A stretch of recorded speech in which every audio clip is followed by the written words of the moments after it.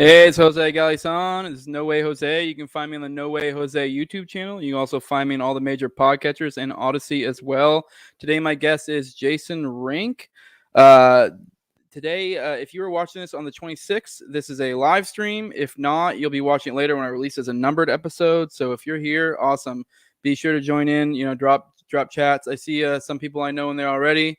Don't dox me, guys. Those are some of my coworkers. But This said there's a live stream. If you want to be able to have access to the link, even in that in between time between the live and the when I drop as a numbered episode, make sure to become a patron at No Way Jose. Or patreon.com, just No Way Jose 2020. I screwed that up. For my patrons, those guys, I'll give them a little code, and that way I can prioritize their chats. If they drop it in the chat, I'll know it's them. Super chats as well, you guys will get priority. But with this one, I'm definitely going to any good questions I'm going to try to bring up, because this is one that I definitely want some audience involvement on this one. Today we will be covering election fraud, January 6th, and a little bit of internet censorship, because my guest today, as I said, Jason Rink, he's a documentary filmmaker, and he's working on two right now, specifically on January 6th and the election fraud. And as always, like I said, I like money. So if you want to give me that, patreon.com/No Way Jose 2020. Also go check out Top Lobster. He's the one who does all like my brand stuff, all my thumbnails. He's got sweet merch at toplobster.com. I'm wearing a Top Lobster shirt right now. I'm wearing the Ron Paul High on Liberty one. I'm unfortunately not high right now because I need to be cognizant and actually do an interview. But yeah, let's go ahead and bring in Jason. What's up, man? How you doing? Hey, what's going on, man? That intro is sweet. Yeah, I've had to do 5 different reiterations because they keep flagging me for copyright, but I think we finally made enough of an alteration to where it won't ding it. So, we got it to work. Nice. which I mean, whatever. If you get hit for copyright, all it means is that you don't get ad monetization, which is like nothing in YouTube. Yeah. So whatever. Yeah, like a few cents this year out. Yeah. But yeah. Well, cool, man. Well, thanks for having me on. I'm super excited, and I love talking about all things liberty, and talking about myself too is really my favorite topic. But no, it's pretty easy to talk about that. Yeah, I got that's right. But no, I appreciate it, man. Thank you. Oh, no problem. This will be if anyone does my channel in, it'll probably be this one. If we add in like vaccine talk, that'll do it. That'll be the trifecta, But yeah. Luckily, I think I have a small enough channel where I'll fly under the radar. So we'll see. If you want to go ahead and introduce yourself to the audience, that'd be great. Just give you a little quick intro, and I'm sure we'll talk more about you as well. Yeah, no, I'll let people know. I got involved in, Ron Paul 2007 was sort of my red pill moment into libertarianism, into liberty. I was involved in Ron Paul's campaign in 08. I was running like the Columbus, Ohio meetup back then. And was just all in for Ron Paul. And then when he didn't win, and we all thought he was going to, I don't know, we thought it was going to happen. I ended up being a part of an organization that sort of morphed into like a Tea Party organization in Ohio after that. So it was like the Tea Party thing happened, a bunch of Ron Paulers. We were like, hey, maybe we can influence them to be like Ron Paul type Republicans. And, quickly that kind of crashed and burned and got taken over by, GOP insiders and establishment people and all that.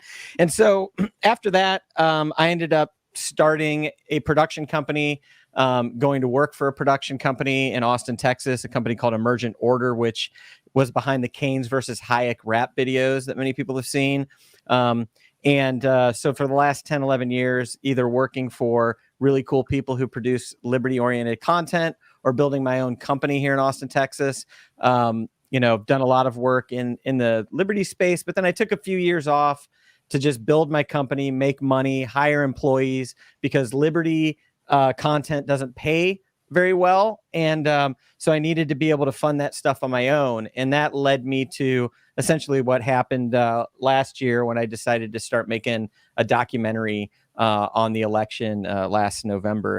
And then madness has ensued since then. Cool. We'll definitely touch on that. But I watched, for those who aren't aware, you recently did an episode on Buck Johnson of the Counterflow podcast, which mean, following that up is a rough task. He's an amazing interviewer. So I'm hoping to put my own flair to be and do my own thing. But it definitely, you should go check out that episode, and just go check out Buck in general. He's great. Yeah. But you guys went into a little bit of your background, and I just thought some of that was interesting and led to good conversation there. I saw that you were in the banking industry for a while, and you brought up that you got out because you wanted to be like more consistent.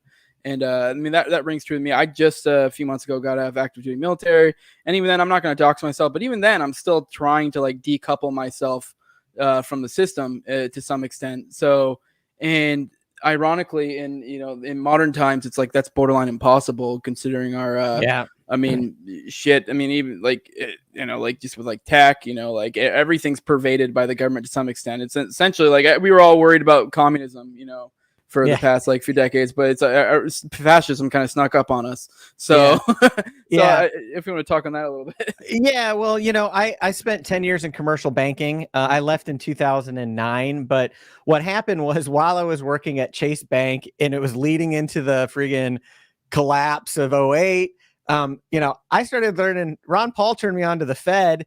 Here I am in banking. And what was interesting about being in banking is I worked with businesses that did 1 to 50 million a year in business. I was working with other bankers, and I got to this place where I realized I'm like, oh, we're just salespeople. We just sell financial products. And then once I learned about the Fed, I'm like, oh no, we sell financial products. And like for the Fed, really, I was just like, this whole thing is a big racket.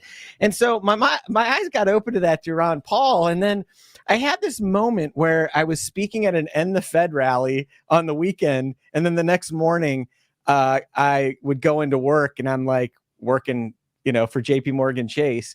And I was like, this is not working out for me. And it all came to a head one time. We had a 10th Amendment rally at the Capitol in Ohio, and Judge Napolitano came out and spoke at it. And through a series of circumstances, he got me onto Greta Van Sustren's show afterwards. And you can find this cringy clip on YouTube still if you want to, but I go on her show and she sort of threw me under the bus, asked me what I did for a living. I tried to skirt the issue. And like the next day I go into Chase Bank and they like take my laptop. They issue a statement, no media without permission. And I knew that my days were numbered there. And I was like, look, I can either pursue this great career, which is like, golden handcuffs, or I could get back and doing what I really want to do, which I had gone to film school out of high school. I just never got in the industry. And I was like, I want to make content and I want to do something that moves the needle for liberty. And I was like, I got to get out of here. So I had an opportunity to I got recruited to run a nonprofit libertarian nonprofit down here in Austin, Texas in 2009. Is that when I came down? Yeah. And it was out of that then I was like, all right, someone's paying me to do liberty stuff, which was a great blessing. Most people don't get that.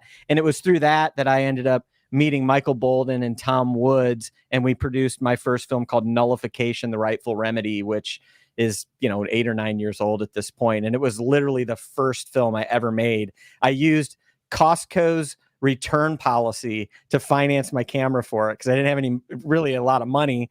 And I got a camera and I returned it within 90 days, got another one. So I didn't have to keep paying for it. But anyway, so that was my hack to get my first indie feature done. But so that's where it all kind of started for me. And but yeah, striving to have some sort of consistency in what you're doing in your work life. And then right now, getting to a place where you're like cancel proof.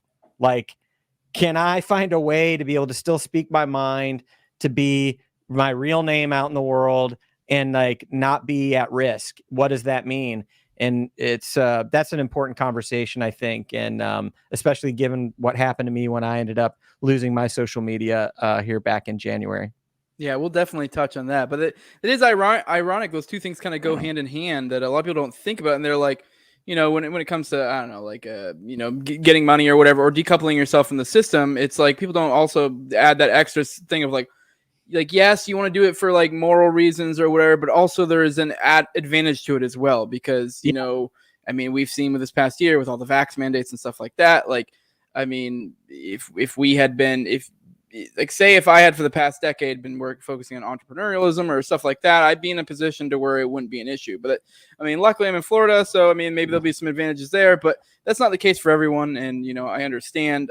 I'm very much of the thing that I don't think you should like.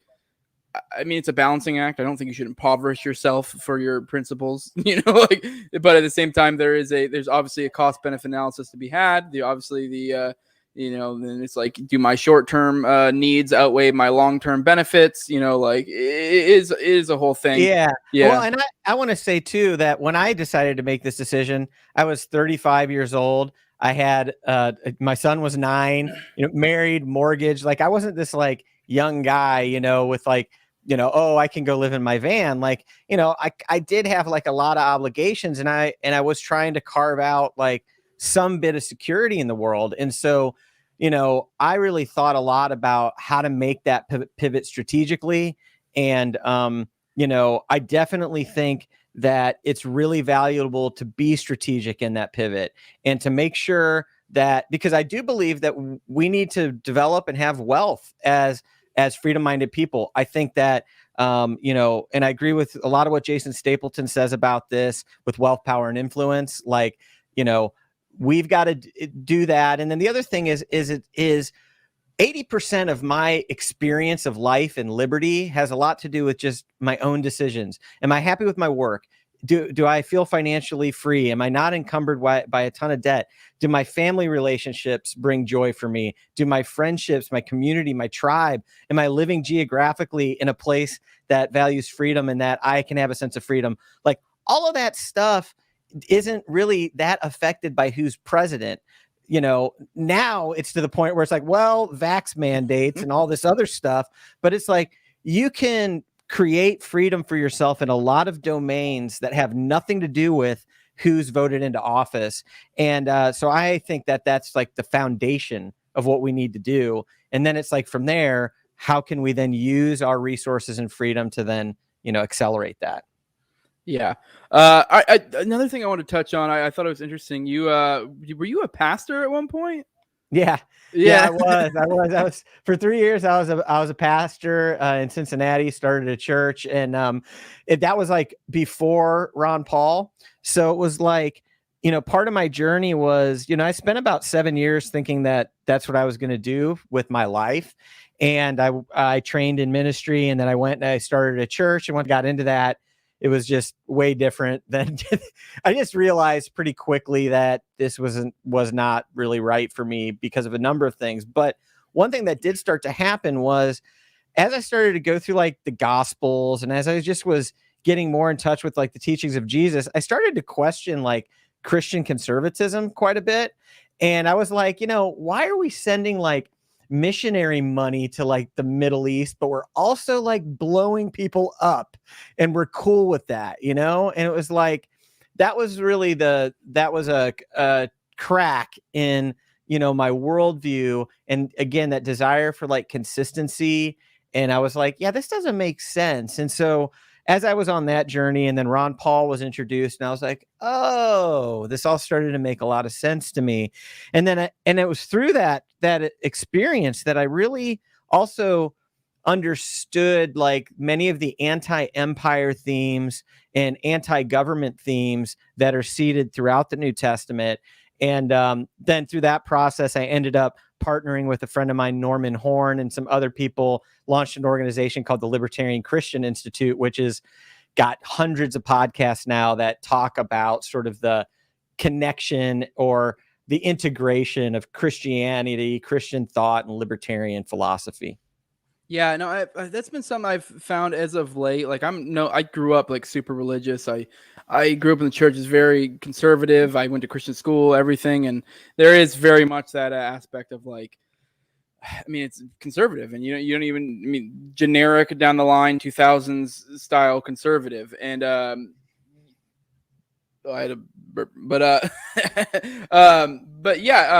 now I found later after I got out of church, I'm not really a believer anymore, but I found like, people who interpret it through a different lens, like Christian anarchists. And I found that to be extremely interesting. And I mean, while I'm not a believer, I find there to be a lot of benefits to religion. And then especially from a, liberty type perspective, and so I'm definitely.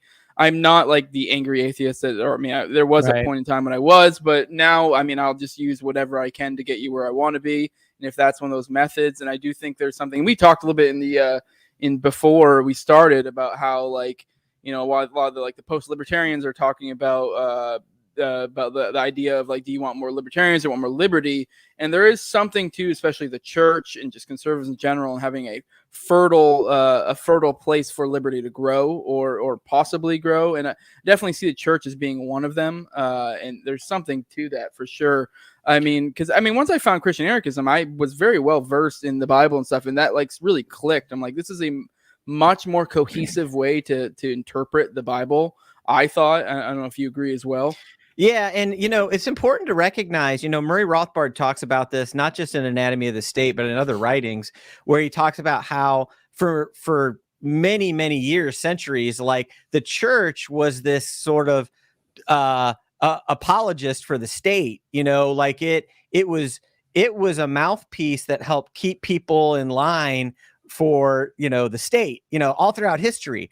And so there's always been this uncomfortable relationship, or there's been this temptation for the church to just be overtaken by statism and to be the servant of the state. And, you know, I think we've seen a lot of that in America, frankly, through the whole COVID thing. But the fact of the matter is that Rothbard also talks about how the power of the church waned in that role, and it kind of science kind of crept up and became that.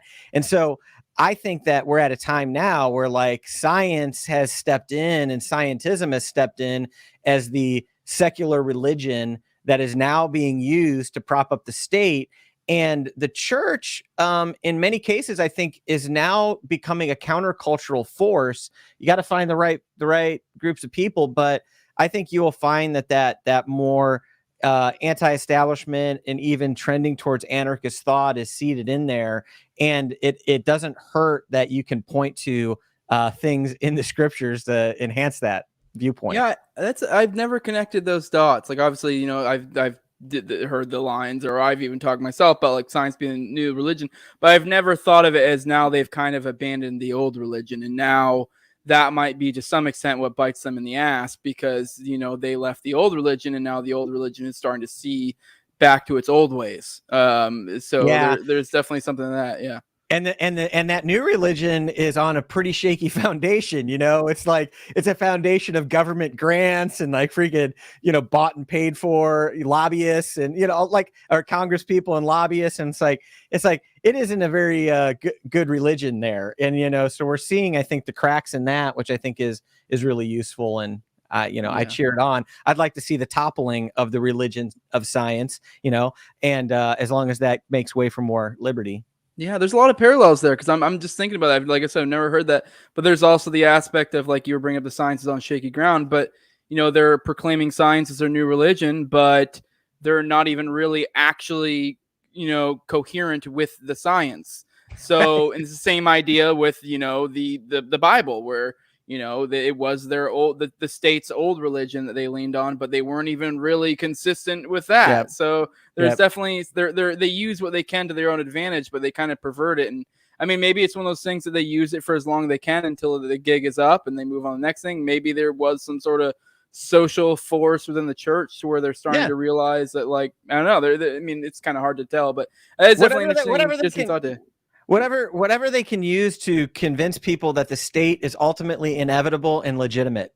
Like, that's the tool set. That's the mission. So it's like whatever's at hand, you know. And so right now, I think that's what's at hand, and it's been very effective. You know, we can sit here and talk about how, you know, whatever we think about the sickness thing, whatever I'm allowed to say on YouTube about it, you know. I don't care. But you know, I don't want to get everybody else's social media banned. But anyway, I'm backed up on Odyssey. Go follow me on Odyssey, guys.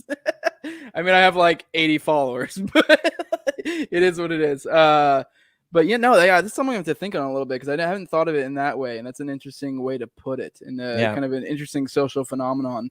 Let's move on. I kind of want to talk about, you brought up how you voted for Trump in the most recent election, and I don't necessarily care, but I'm kind of curious. So that gives me the vibe you're more of the paleo bent, the paleo libertarian or whatever. I'm just kind of curious where you're coming from.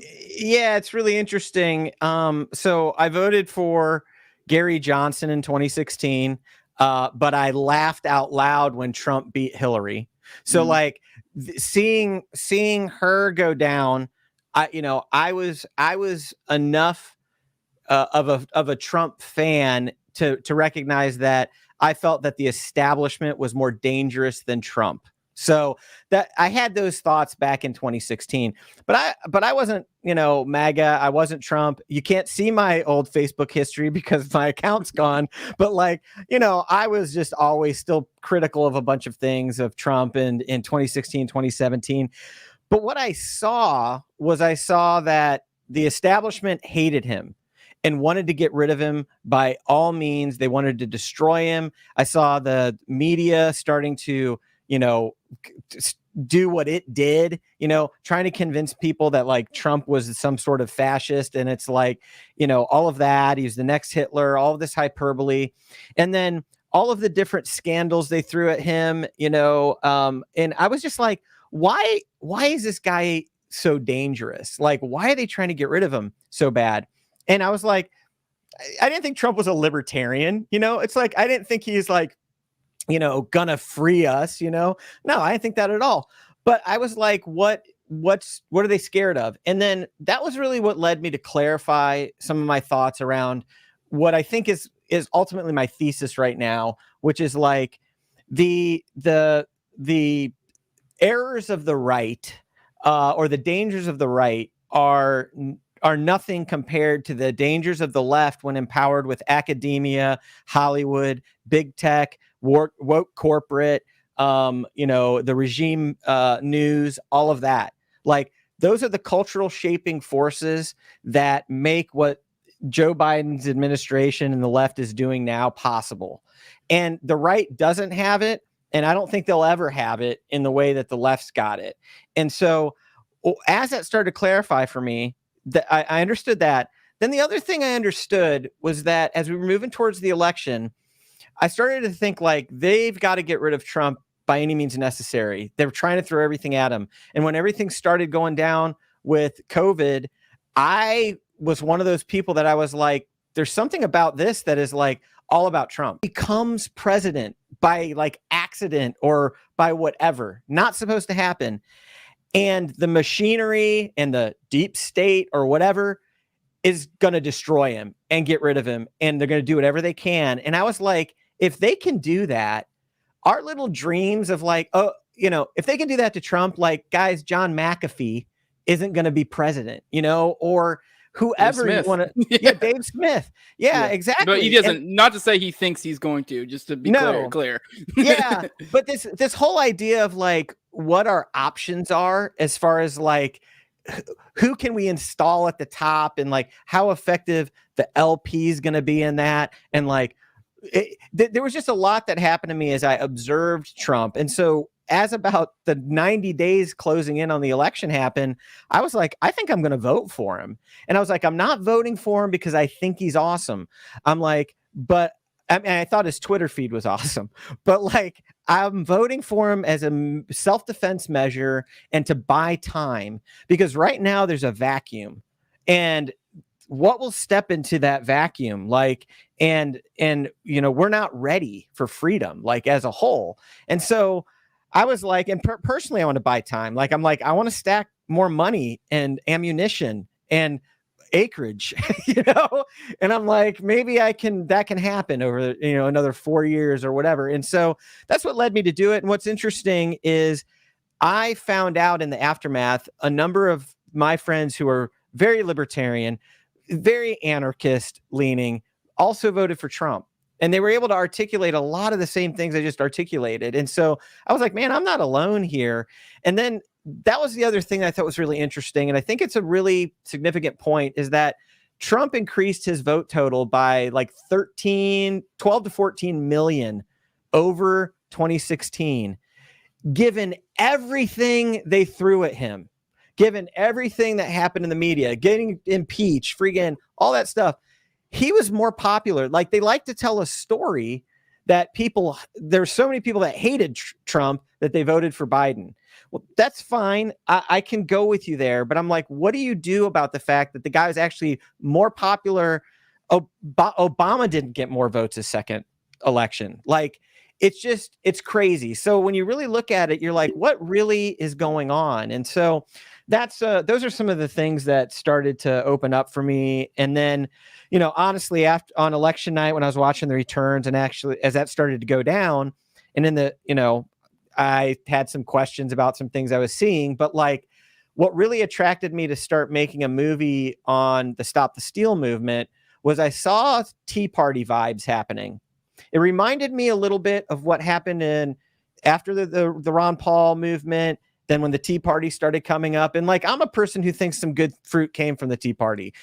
I think Rand Paul is good fruit. I think Thomas Massie, I think Justin Amash. I think these guys who were able to get into positions of power and have platforms like Rand Paul taking it to Fauci, that doesn't happen unless he's a senator. You know what I mean? Nobody cares what he has to say about it otherwise. And so, but what I saw different when I first started looking at the MAGA movement, I was like, the difference is these guys are kind of inoculated towards the establishment.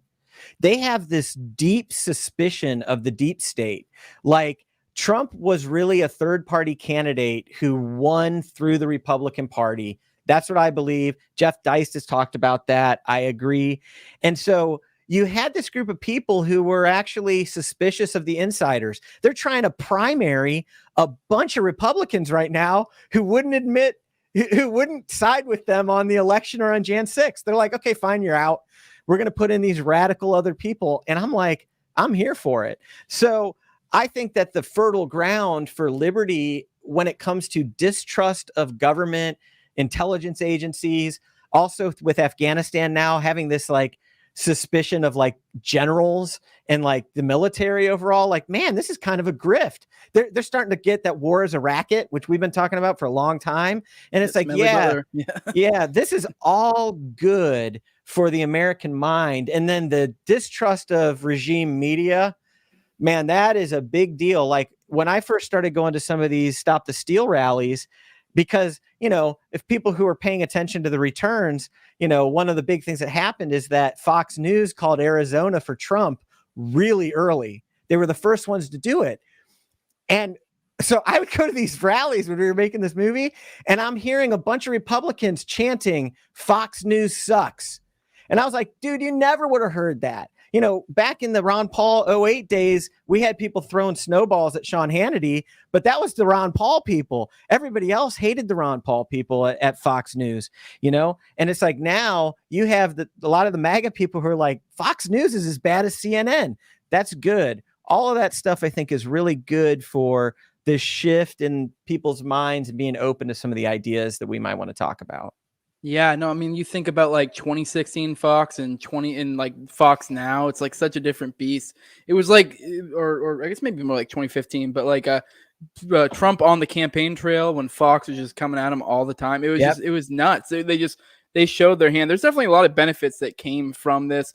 Like, for example, on the libertarian side, like I feel like it got a lot of our heads out of our asses because, like you brought up, that's a third party. It's like, I mean, maybe it's just because I'm younger, or like maybe I haven't been a libertarian as long as you, but I got the feeling, at least me personally, and then other people I know, that they had this vibe of like, oh, one of these days we're gonna go libertarian, and we're gonna get them in on the federal level, and we're gonna change things. And it's like Trump really was like, the fuck you are, like, yeah, like. I mean, sure, I know with like, say, with Dave Smith now, like you can maybe make the case for messaging. Sure, I mean, that's a whole other argument, but any sort of like you're going to take political power at the federal level, you can just throw that out. Yeah. And I think this is a good point. When the Libertarian Party was started, and I believe Rothbard talks about this in For a New Liberty. I could be wrong, but this idea that like you got to put yourself in, and you got to understand that the spread of political ideas didn't happen easily outside of the major networks back then, outside of political parties. And so like it was really important to like be legitimate and get a podium up there on like friggin' ABC or whatever, or get on top the radio news because you're a presidential candidate or whatever. And a lot of that, I think, even then was about education, exposing people to ideas. Well, what happened is that's not necessary anymore. Like, we can find our political tribe. We can be exposed to political ideas to the degree they don't shut them down now anywhere. And so now I think the LP has a relevancy problem, because it's like, oh, wait, are we here to message, or are we here to win the election? And I'm like, listen, I'm a fan of Dave Smith being the presidential candidate, because I'm like, he gets on Joe Rogan, he gets on Tim Pool, and it's like, yes, we need articulate people who can message liberty to get on platforms that can reach 10 million people. That's a win.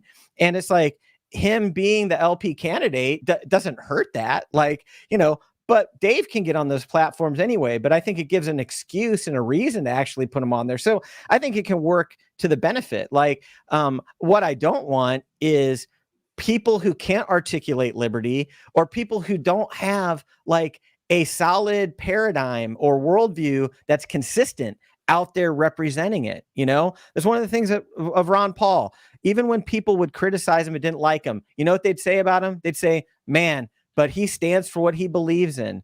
Yeah, that's the way it's supposed to be. Like, that's what we're supposed to represent. At the cornerstone of libertarianism is integrity, is having a belief and trying to stand as firm as possible for it. Now, I know that brings into question this idea of like, well, then how could we use the local GOP or vote for Trump or whatever? And it's like, yeah, this is a complicated discussion about what am I trying to do when I'm messaging liberty to the minds of other citizens and other people that are in the world, and when I'm trying to seize the levers of power to try to move the world towards a more free place. And so I think it's a nuanced and complicated discussion, and it's one that I'm glad is happening right now. Yeah, and to segue kind of a little bit into the election fraud, which we'll get into, I do think the aspect of this happening too, on the flip side, with I brought up how it kind of positively affected the libertarians. I think it positively, at least for our ends, affected the Republicans, that now, like you've gone to before, is now they're completely disillusioned. You have this people that they completely just stamped down and tried to gaslight and just weren't having it. And I think every election to some extent is fucking has fraud, or and it's like the question is like, to what extent? I don't know, whatever. I don't care. I have no problems believing that the election was stolen. Do I think it was? I don't know. I genuinely don't care. But I know a lot of people do. And now we have these people that are like, hey, look what they're doing. Come over here. So that was a rough segue, but let's get into the election. Yeah. Well, I'll break this down as clearly as I think I can. So first of all, I believe that we have to have voice and exit for us to have freedom, right? So we have to have the ability. Okay, we either do or don't have the ability to vote the bums out, right? Okay, we either do or we don't. That's like voice, in the political process. And then if not, we got exit. It's like, okay, I can go somewhere else. All right.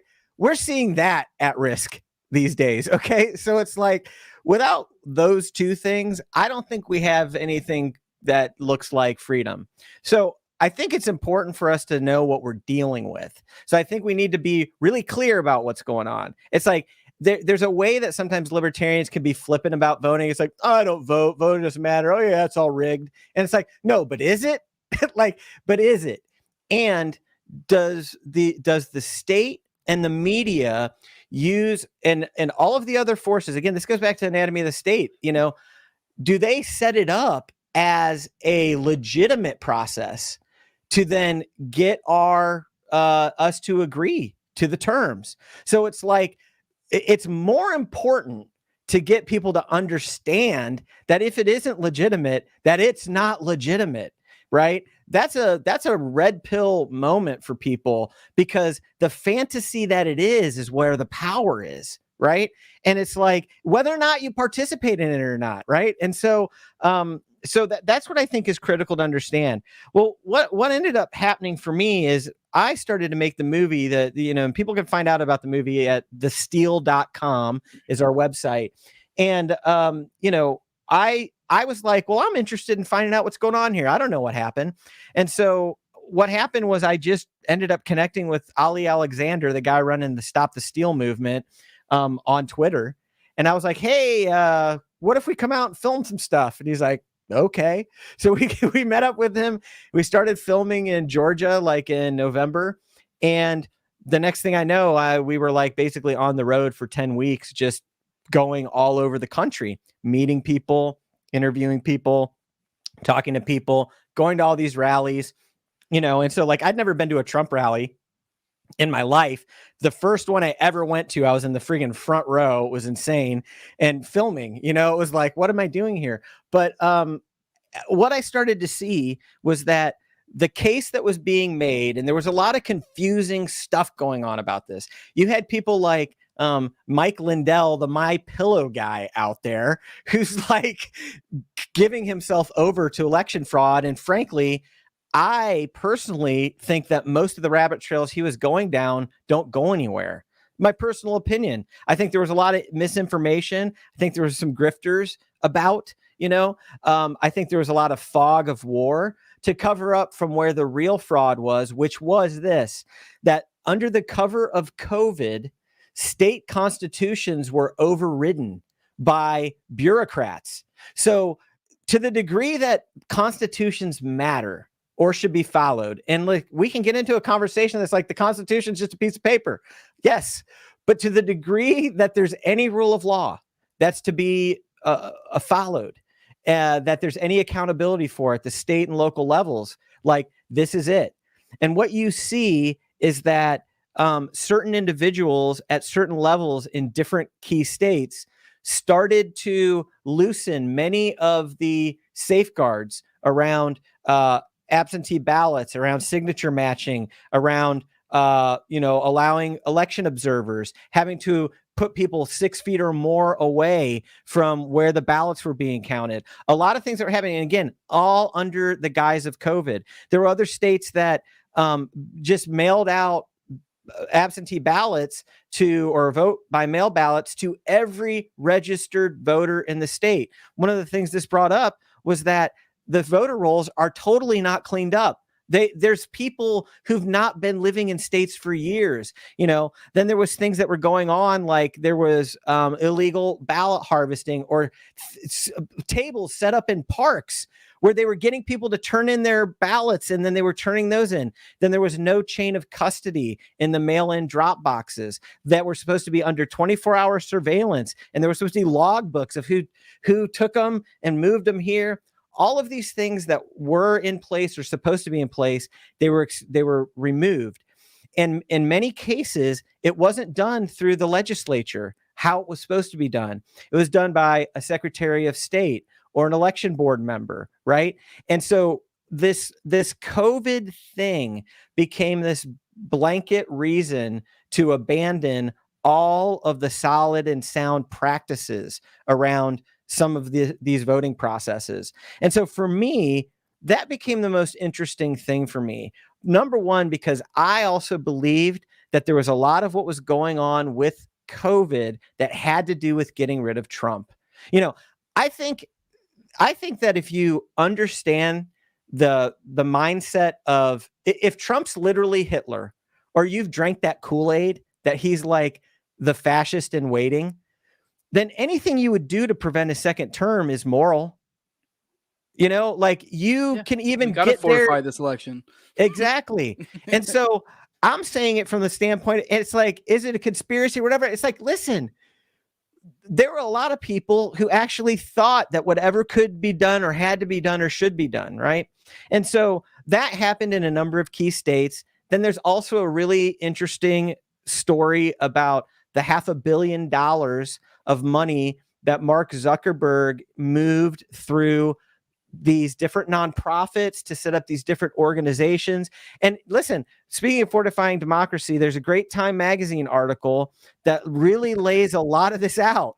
And it's almost a brag, people. Like you read it and they're basically saying, hey, this is all the stuff we did.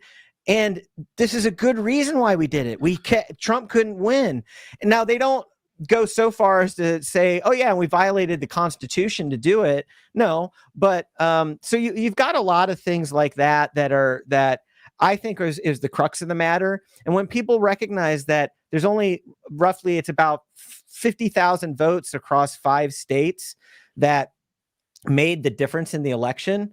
And then there's other bits of data that you start looking into where you're like, oh, wait a minute, these different bellwether areas didn't trend that way. Oh, why didn't the Democrats win the state legislatures? Like, oh, why didn't? And so, there's a lot of circumstantial evidence. There's a lot of other stuff. And then there's been what's also been true is that I would encourage people also to really recognize this. There's basically 3 pieces of content that will get you banned from the platforms. It has to do with COVID. It has to do with the elections. It has to do with Jan 6. We know many of us know why COVID stuff is going to get you banned. And it doesn't have anything to do. This is a hot episode, dude. We know why. And I'm like, listen, all I'm asking you to do is consider that maybe the same thing might be true for these other 2 topics. And when we fast forward and get into Jan 6, and again, the reason I've got 2 movies going on right now is because as we were following the Stop the Steal movement, we stumbled upon this guy in December who was drumming and chanting in front of the Supreme Court. And we're like, that guy's kind of interesting. Then we saw him in Arizona wearing these horns and face paint.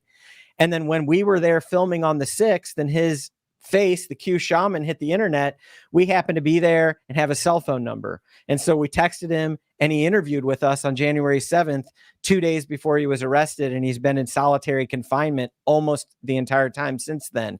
And so we ended up realizing we had 2 big stories and they had to be separated. And what I want to say is the reason Jan 6 is so important to me, and I think should be important to all libertarians and anybody who loves freedom, is that Jan 6 is being used to usher in the next Patriot Act 2.0. And the last time I looked, I'm still taking my shoes off at the airport. It's like, I don't even know if you were born when 9/11 happened, but probably shortly after you were. It's like I'm 30, so I was like, cool, I was like 9-ish, but yeah. Yeah. So it's been a part of your life forever, right? It's like the Patriot Act 2.0, what they're trying to use 9/11 to demonize political protest and the right. That net is way bigger than just MAGA. We're a rounding error. People who are true libertarians and truly love liberty are like a rounding error compared to MAGA. It's like they can send a bunch of us to the Gitmo and nobody even notices. So anyway, I want to back up a little bit because you touch on we touched on the fortifying election in the article. If you haven't read that article or maybe even like seen someone break it down, I don't think I ever read it myself, but I think I watched a fucking episode with Pete Quinones. I mean, I don't know. Maybe someone can drop the link somewhere, wherever I drop this or in the comments on this or whatever. But he broke it down with, I believe it was Vin Armani. He completely did like they read it. They literally read it, kind of gave their own opinions as it goes. If you are literally center left, anywhere from center left to the right, if you have a brain on you, like your jaw will drop to the floor. Like I guess if you're further left than center left, maybe you'll be like, oh, okay. But like I'm even saying like center left, like a reasonable lefty will be like, what the fuck? Yeah. Like, it is wild. But then also to kind of connect it to the Zuckerberg thing that you brought up. I don't know if you were aware, but there was a lot of like algorithm stuff where they would be like, hey, go out and go elect, but go out and vote or whatever, like prior to it. There was a lot of algorithm stuff going on around that time where people showed foolproof evidence of like, hey, they are tracking your political tendencies and you're far more likely to get this notification if you're of the left than if you're on the right. And if you do not believe that like major tech corporations are arms of the state at this point, I have a fucking bridge to sell you, or whatever the fuck the saying is. Like, you just aren't thinking at this point. Like, and like we were going at earlier with fascism, like that is what's going on now. Like this whole private public thing. If you're thinking of private public in a binary, you need to shift your thinking. It is a spectrum at this point. Everything has been pervaded by the government, especially large corporations, and they are basically arms of the state at this point. So things like Facebook, like they might as well be the state. So, and we talked about how thin of a margin the election was, and it's like, think about the 4 years of these major of the media, which is once again in major court. I mean, you don't even have to go to kooky Operation Mockingbird, which is not even kooky. That's like a confirmed shit. But but even that, these are corporations that are essentially to some extent owned by the state. Like this is like there's clearly like government involvement at some level. Like and this has been again, we're dealing with such a small margin with whether it was straight out full on fraud. If there hadn't been that involvement, it's there's no doubt in my mind that Trump would be in office. You know what I mean? Yeah. We could be sitting here and be like, this is where you also get into the question of like, well, is Trump any different than Joe Biden? And it's like, guys, yes, kind of. Like, and he's not a libertarian, okay? He doesn't claim to be. Like, okay, it's not like, all right, the Federal Reserve is shut down, and it's like no, but it's like the battle now it's the counterculture versus the establishment. Like that's really what it is, and I think that there's a transpartisan populist unity that can happen. That is available to us that will allow us to come together. And I also think, one thing that Tho Bishop, I think, brings up, and it's like federalism is coming back, people. And this idea that like, hey, we can just create freer states and give the finger to the federal government. Guys, that's powerful. And, it's more, it's easier to achieve. But if we have elections that are questionable to put in the bought and paid for candidates to do the bidding of the freaking Great Reset, like that all goes away. Like, we've got to fortify the states, we got to fortify federalism, right now, now that we know what the game is. And so, I think there's important work to do that we can do to make sure that, hey, even if the federal government goes off the rails, more than it is, like we've got ourselves fortified in certain states in this country, because I think geography matters. Mm-hmm. Yeah, no, I think at this point, if you're going to be, I'm most people know that Polish show, I'm more of the agorist, but I don't think necessarily you should even be involved, period. But if you're going to be, just ditch the federal, like altogether. At this point, I kind of want them to go off the rails. But at the same point, I want people to be like, basically, eating DeSantis's ass and being like how great you are and stuff. Because like I want him to like have such a big ego about how great he is and all the things he's doing. Like I want him to keep going. And I know a lot of people like complain about like things like some of his anti-mandates or whatever, and yeah, I'm sure I obviously like it's kind of like there's parallels with Trump. Like I can find things to complain about Trump.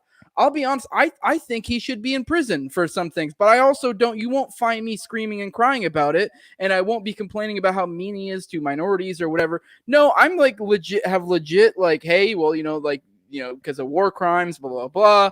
But like it's not this like touchy-feely like he was mean. Yeah. And so the same point goes with like DeSantis would like say something like the anti-mandates. Yes, I'm sure like with the COVID thing, I would prefer that he had not like had small businesses were exempt from like some of his mandates. But at the same time, I'm like, I get how legislation works. It's a hammer, not a scalpel or whatever the hell the saying is. So it's like, whatever. I'm not going to sit here and complain about the minutia. I'm like, I kind of want him to keep on going, keep on separating yourself as far as you can from the federal government, you know what I mean? Like, so yeah, that's I just think at this point, all effort should be abandoned federal wise, in my opinion. So well, and I'll use your analogy a little bit more. It's like, hey, if you have like an artery that's open and you're like in the forest, like you're going to use like a really blunt tool to try to stop the bleeding. They're going to freaking whatever's at hand, like jumper cables. I'm wrapping around my arm to stop the bleeding. It's like, yeah, that's not very nuanced. Like, yeah, no, I need to get to a hospital, get some, skilled person to help fix me up. And it's like, the question is, are we like in like emergency triage mode in some of these areas? And like when it comes to this thing of like the federal government saying like you get the jab or you're freaking out, you have no job. It's like that's like a that's like I don't know, a massive bit of artillery coming at you. And like, maybe all you got right this second is like this, big, heavy, counter artillery. And it's like, yeah, can we refine this stuff a little bit? Yes, definitely. But I think we're at war. And I also think one thing we need to recognize when it comes to like the NAP, is I wake up every day and I'm being aggressed upon by default. There are so many aggressions that are already layered in and codified in this nation that, like, I think I'm in self-defense mode already. I'm under duress. We're all under duress. And so I think we need to also just think about that a little bit. And it's like, what does the NAP mean? And what is my relationship with my fellow man? And, how do we come together and recognize that the tools and levers of power are being used against us, whether we like it or not. So how are we going to overcome that? And, I don't think it's overcome by, like another Rothbard white paper. I mean, I think people should read Rothbard, but the vast majority of people don't value liberty. They would rather surrender responsibility and be taken care of. And I think we also need to get real about that. We need to get real that there's a remnant out there that this resonates with, and that we may need to be finding ways to get geographically connected to each other and go for solutions. New Hampshire's ahead of the game on this, I think, but it's like, we're not going to convert the world, guys. It's not going to happen. Well, that's the thing. We don't need to convert them. What we need to do is create incentives to want them to come along our way. Yeah. So, I mean, that's kind of the point of, do you want more libertarians or you want more liberty? Like, I don't give a shit if someone's a libertarian. Genuinely, I mean, I guess I kind of do, but at the end of the day, what I care is your actions. Are they conducive towards liberty? That's what I care about. So if I can create the incentives to drive you that way, whether it be wealth, prosperity, whatever, like, that's what I want to do. So, but I know we're off topic. I know we moved off topic, but I did want to talk a little bit more about Jake Angeli and Jan 6, if I can. Yeah, that's what I was trying to rough segue into it, but go ahead. Yeah, right on. I'll just jam us in there, right? Yeah. Well, one of the things that I think is interesting is that, so there's over 600 people have been arrested for Jan 6 activities. I think over 200 people have been in solitary confinement for almost the entire time. And the Department of Justice has not produced discovery for many of these defendants. Some of them have been in jail for 6 or 7 months. Video footage that is the evidence, right? That they are supposed to produce so that the defense can know like what the case is against them. That's not been produced, and they're slow walking it because of the mountains of footage. And so what's started to happen is you've got all these defendants who have lost their jobs. The felonies that they've been charged with is interrupting an official proceeding. Okay, so that they interrupted Congress, to maximum 20 years. And they're using that as leverage, in my belief, and seeing what's been happening, to get people to plea out, because I actually think the government doesn't want these cases to go to trial. And so in the case of Jake, the thing that's very interesting is he became this meme instantly, and then we interviewed him and he told us exactly what happened, and at that point there was no footage out yet. Like, it was chaos in January 6th. Like, depending on where you are, it was looked different.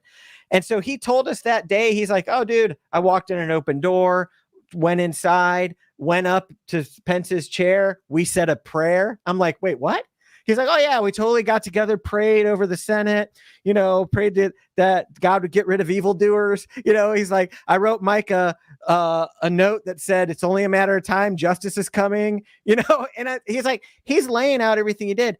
And he's like, didn't think he did a single thing wrong. He thought maybe he might have a trespassing misdemeanor, but he's like, it's the people's house. He didn't. So what was that? To be fair, right. He didn't. So yeah. So he didn't even think that he was going to be in any real trouble, And so he's telling us everything. But what's interesting is that as footage started to come out, like, there's not a word of his story that didn't end up being true.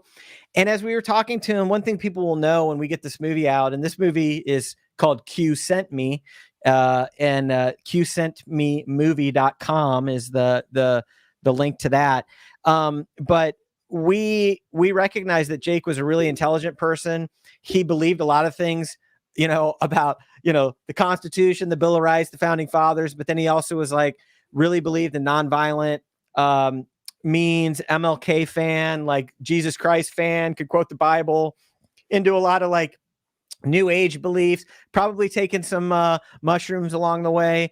And, but a very peaceful person, very well-spoken, not violent at all.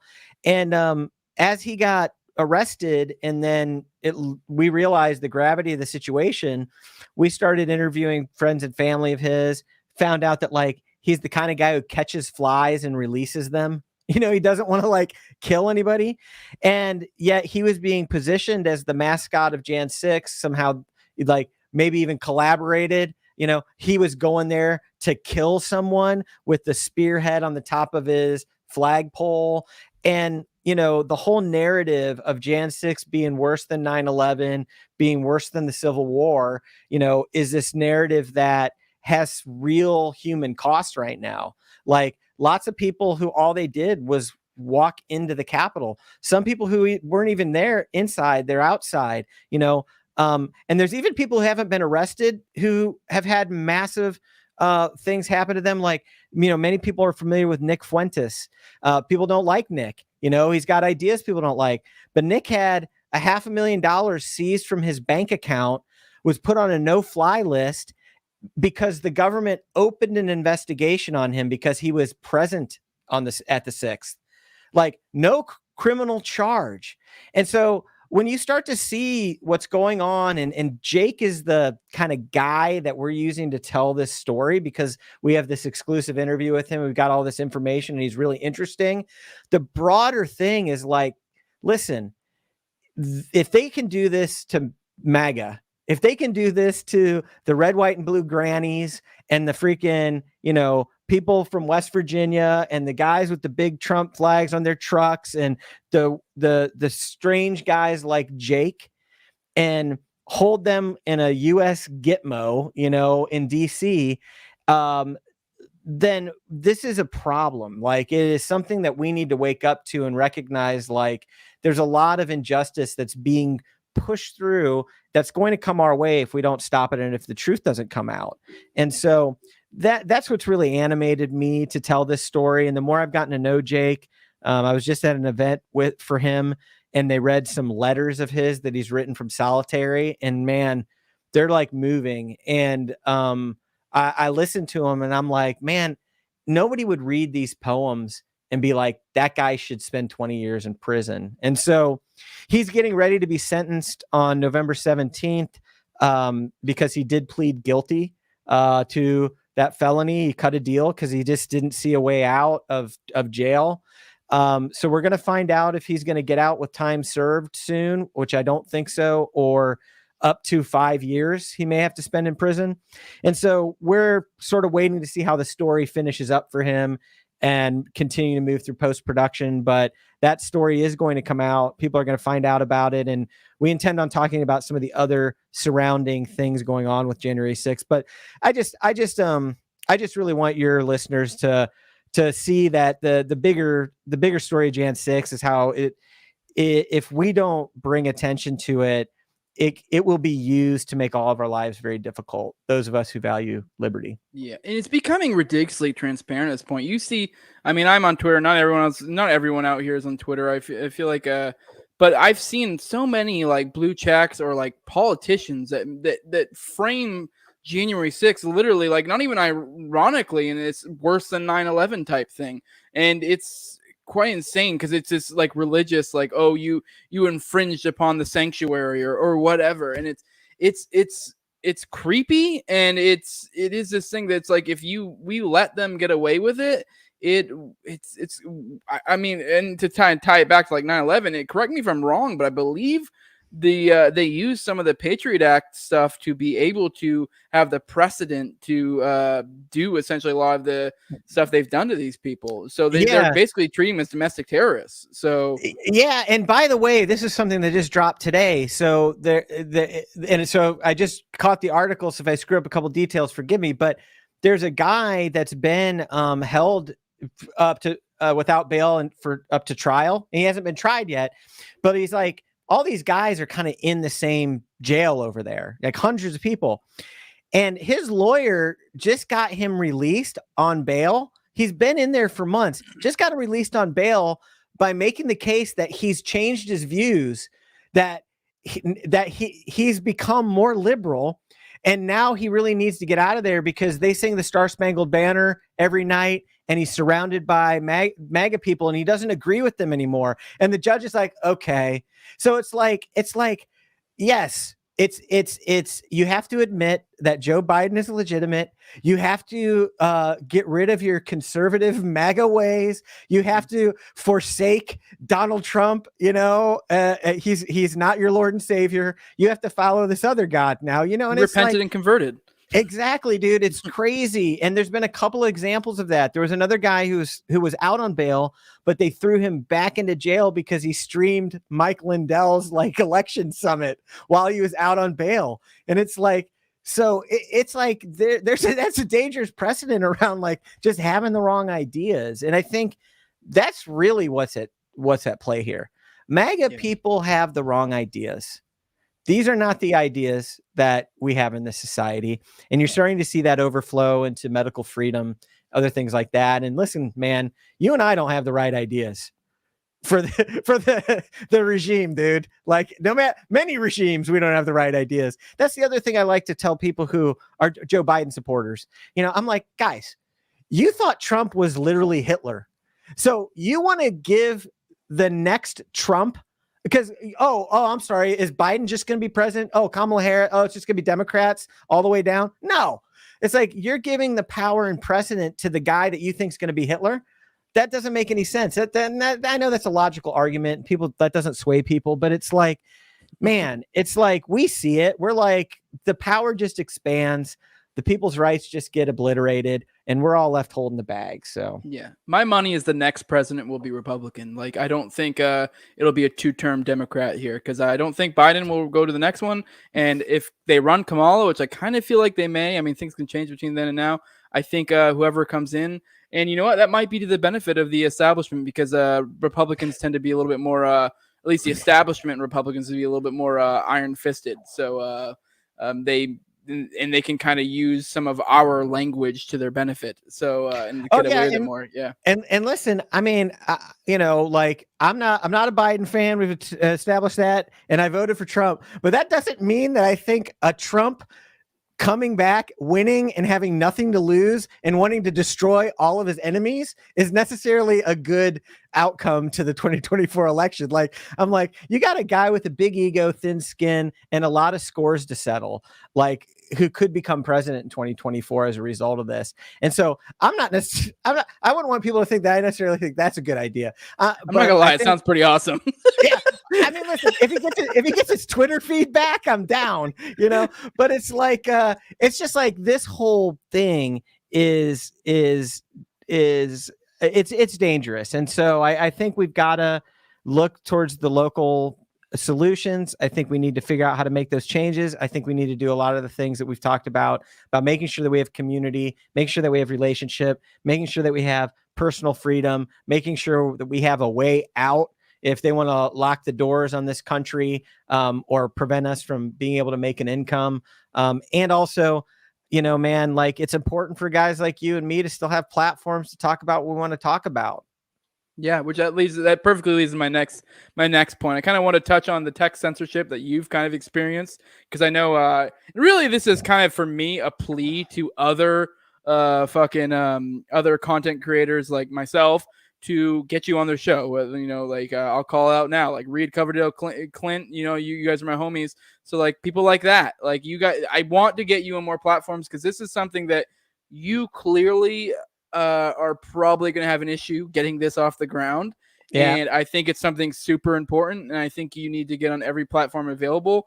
And if we want to become the counter economy, we need to fulfill our role. People like me who has a podcast. I mean, I'm a little bit smaller, but especially the larger ones, we're filling the void of what the media should be. Yeah. So I think there's a little bit of a responsibility incumbent upon us to do shit like this. So, but go ahead. Yeah, no, I appreciate that, man, and I realize that, frankly, I think people are putting their own channels at risk sometimes, because of what I like to talk about. And but I'll tell you, man, it was really crazy because I think I had like 3,000 Twitter followers, and I had like maybe 4,000 friends on Facebook, and when what happened was once we got the interview with Jake. We knew it was the only interview that existed really of him after the 6th. And so we put together a sizzle, and it was just a documentary trailer about a guy of international significance, right? And it wasn't like, nothing in this trailer was about like how Joe Biden was it was illegitimate. It was just about the guy with the horns who got into the Senate, and who the hell is he, right? I published that trailer on YouTube. It gets about 6,000 or 7,000 views within a couple of hours. And then what happened is within 12 hours, Facebook and Twitter, almost within an hour of each other, permanently suspended both of my accounts. And I couldn't get them reviewed. I couldn't appeal it. It was permanent suspension. I never had a strike. And then very shortly after that, YouTube actually pulled the video down. And so YouTube's pulled other videos of mine down. We had another Twitter account that somehow evaded capture for a while for the Steel movie. Once it hit 1,000 followers, that got destroyed. So, and then I tried to skirt around it, get new accounts, and I do have new ones now. We'll see how long they last. But, it's like, I was shocked when that happened. And this was back in January. And I'm not saying like, I think we've seen a lot more people that it's happened to since then. But back in January, it was still sort of shocking when it happened, especially for me. And a lot of people that were in my life were super surprised. People who didn't agree with me politically, they're like, wait a minute. Because I was always very conscious of having respectful conversation in discourse. Always created a space for that. And so no one could ever accuse me of saying anything hateful, saying anything violent, or anything like that. And when I recognized that, it was like, I'm basically a journalist putting out a documentary, and these tech organizations, I believed at that time still do. I was like, they're talking to each other. Like, there's just no way that happens at the same time. And so, and then when it started to come out, that in fact, different government levels, local and state governments have their own portals into the back door of Twitter to recommend essentially certain articles that they think are troubling to get Twitter to take them down. That's the merger of the state and big tech. So I lost a lot of momentum there, and a lot of the people that I was friends with, a lot of people that were throughout those 10 weeks that we got to know with big platforms. Some of them are in jail right now. A lot of them are off of those platforms. And so it's been very difficult to get this out. I can't even share these videos often on a lot of the platforms and the trailers because they will get taken down. And so I do appreciate any opportunity somebody will bring me on. I have the opinion now, almost no platforms too small, because my reach is pretty small now, so, but I'm willing to come on and talk about that. And I do think that, the big tech censorship is something that, again, that we need to rethink it. It's not a private company issue anymore. We have to redefine what a private company is, by the way. Yeah. It's like, what does that even mean? And so it's important. But I also think that there's optimism to be had around even big tech censorship, and that I think that the overreaction from big tech, it's just revealing everything. And we're starting to get into this place of like it was in communist countries where they'd have to use coded language to talk about stuff. And it's like the "Let's Go Brandon" chant, is like an example of that. It's like, it's like we have coded language and we have these alternate economies and alternate platforms, and it's like more difficult to get around, but you can't suppress it. And more people are waking up to the fact that big tech, mainstream media, and the regime are working together to put out propaganda. And I think when we get on the other side of this, I think it's going to put independent content creators in a more powerful place.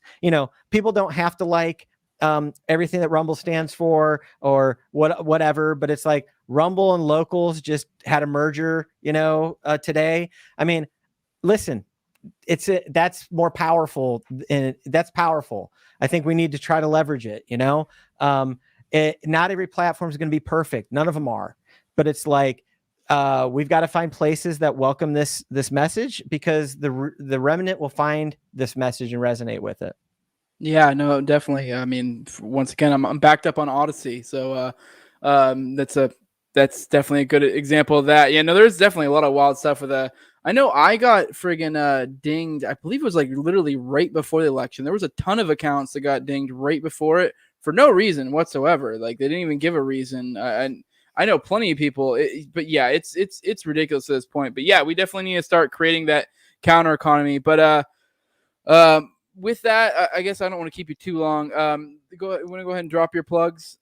Yeah, it's awesome, man. I appreciate it. And so you can find me on Twitter currently at the Jason Rink, and you can find me. That's pretty much where you're gonna find me. You're gonna find my websites for the films. Go to thesteel.com. You can see a trailer there. You can sign up for updates, and then Q sent me. Movie.com is the movie on Jake Angeli. We don't have a trailer there right now because we took the trailer down because we don't want to impact Jake's sentencing negatively. But you can rest assured that November 18th, we will likely launch the brand new trailer for that, and it will be fire. And I appreciate any support people have to help us get the message out, man. And keep doing what you're doing, dude. I love it. It's hard to be consistent. And that's how you do the thing. And so keep doing it, man.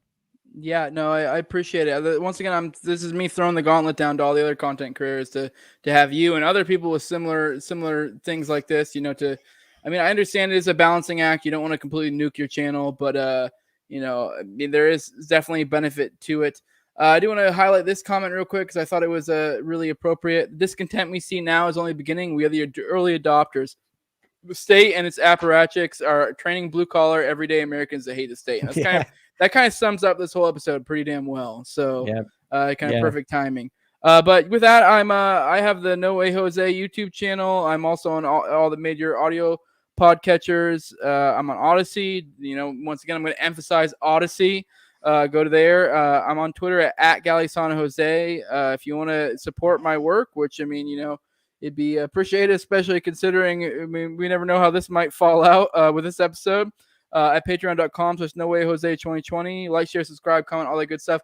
I'm going to play an ad. If you want to stick around, Jason, and, we can talk after. If not, that's fine. I understand. I'm respectful of your time. But I'm going to play a quick little ad, and then I'm out of here. I appreciate you coming on. This is great. I really, really enjoyed it. All right. Thanks, brother. Yeah.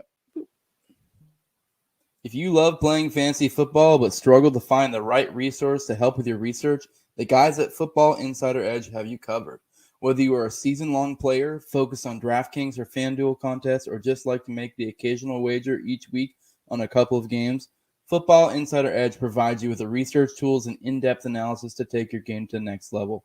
With their proprietary model, matchup charts, and industry award-winning content, the team at Football Insider Edge have devoted themselves to educating their subscribers, helping them improve their play, and a few special moments winning life-changing money. They are proud of the community they've built through weekly interaction on their Slack chat channel and take great pride in helping others to achieve their goals of becoming better fantasy players. As supporters of the show and of the Liberty Movement as a whole, they are currently offering a 20% discount on any monthly or full season plan on their website. Just go to footballinsideredge.com and use the code Jose at checkout to take advantage of the discount offer today. So if you guys are fantasy football people, go check this out. It's a win-win-win. I win, you win, they win. There's no loss here. It's fucking capitalism, baby. Let's do it.